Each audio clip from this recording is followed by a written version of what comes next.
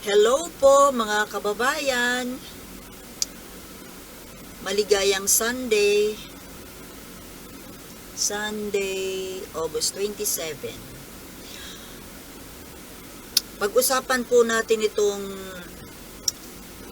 issue sa ngayon na ewan ko kung marami na nakakaalam na may plano po na i-impeach si VP Sara. Ito po ay panukala ng yung mga makakaliwa diyan sa Kongreso, Makabayan Bloc.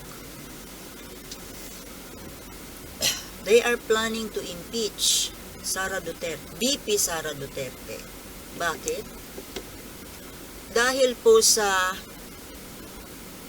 anomalous confidential funds na natanggap daw ni VP Sara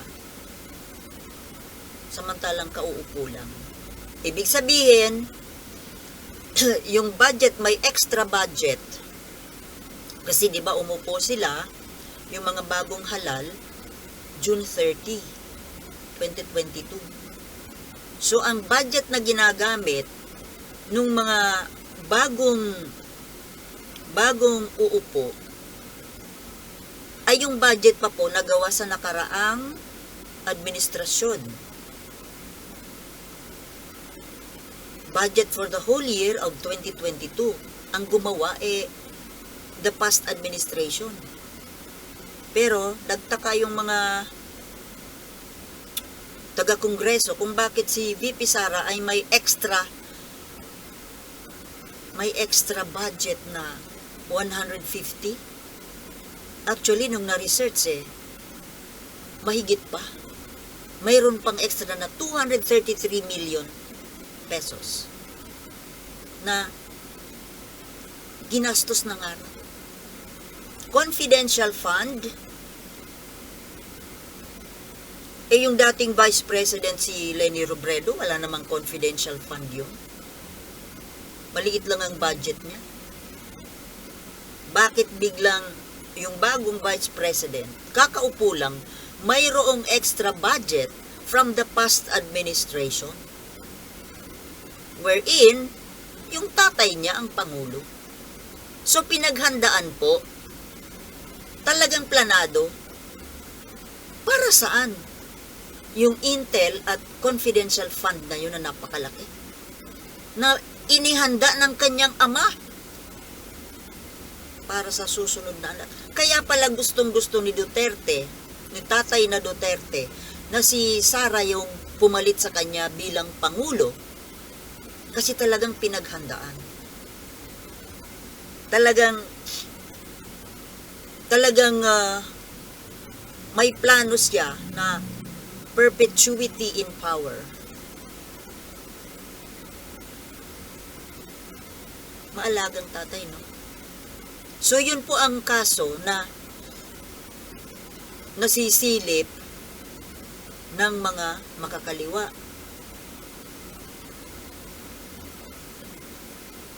Led by Franz Castro. Pero, maganda po ito. Ang mga taga-Congress talaga, no? Pagdating sa mga pondo, matang mata. Matinik, no? Pero maganda yan.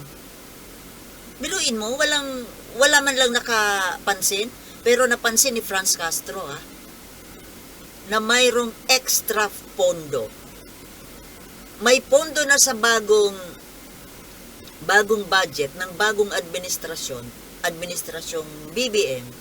Meron pa siyang pabaon from the past. Para saan kaya? Alam nyo, kumakatituloy ang utak ko. Baka talagang itong extra mga kaya yung dating pabaon, pasalubong ng tatay sa anak na pondo plus nagkaroon pa siya, kaninong idea yung bigyan ng Intel at confidential fund ang Vice President? and the DepEd Secretary. Ngayon lang nangyari yan, ha?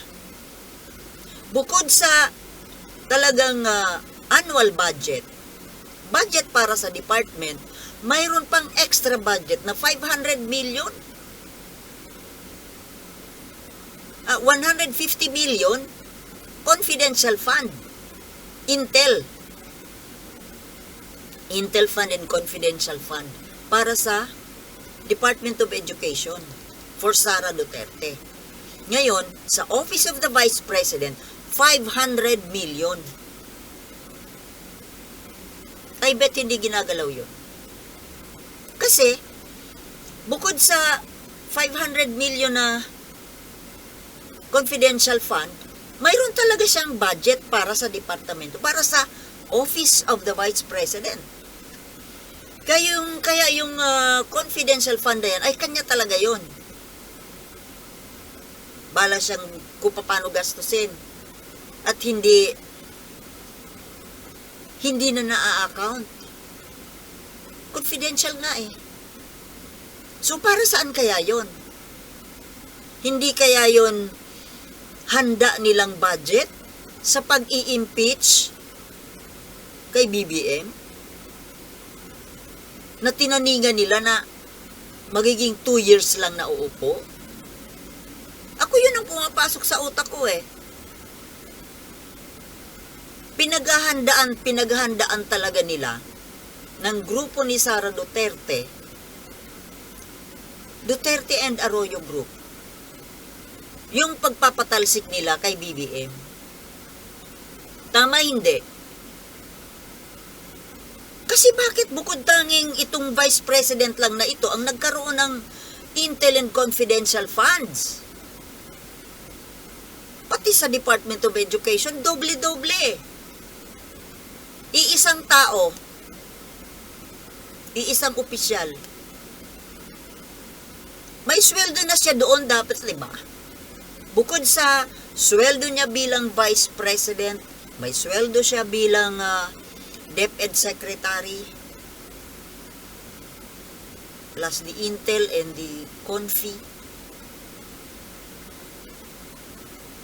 Ako yun po ang basa ko dun eh. Pampatalsik yun kay Bongbong Marcos. Tapos ngayon sa bagong administration, bakit pinayagan yan na magkaroon yan? Para kang inapruba ng Pangulo na pondo para pampatalsik sa kanya. Ginisa sa sariling taba. Ngayon, itong nababalita na impeachment kay VP Sara, may mga ilan-ilan na naman dyan na ibinibintang na naman kay Martin Romualdez at kay First Lady Lisa na naman pag ganitong mga issue, bintang na naman sa Marcos at Romualdez. O si Franz Castro ang may gusto niyan. Siya ang nakakita. Siya ang nakasilip ng mali. But I doubt.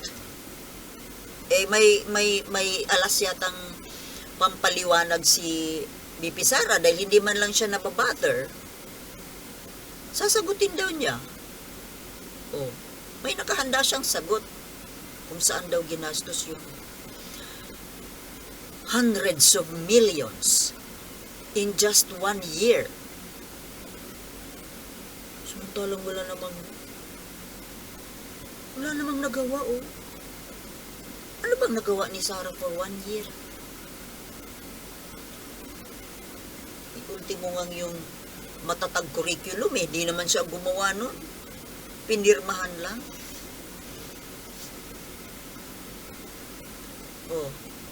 Kayo dyan, magbibintang na naman kayo doon sa mga taong walang alam.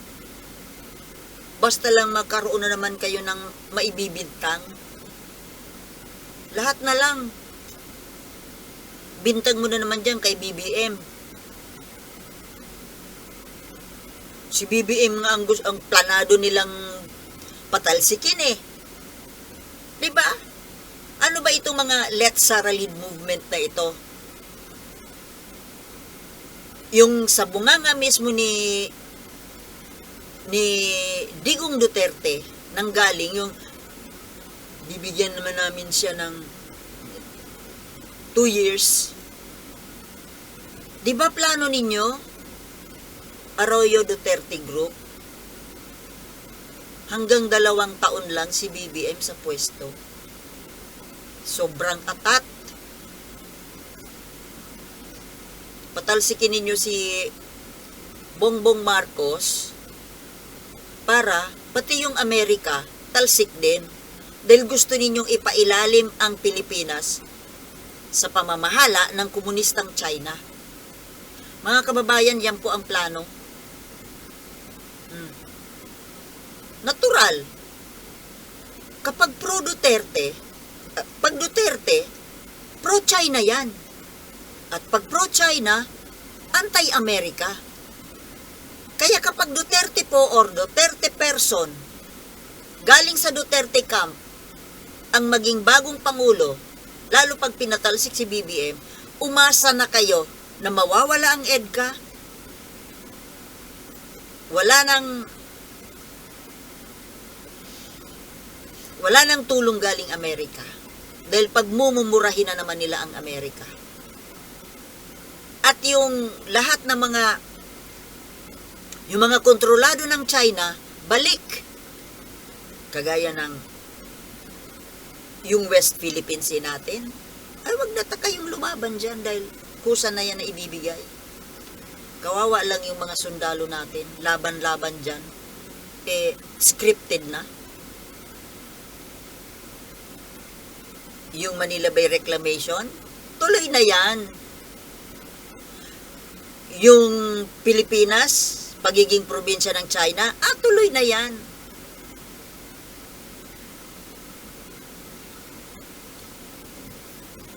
Kaya, nasa kamay po natin mga kababayan, nasa kamay natin kung sino ang kaalyado natin. Amerika ba o China? Ang Amerika, kaalyado. Pero pag China, hindi yan kaalyado. Amo natin sila. Tayo magiging uripon,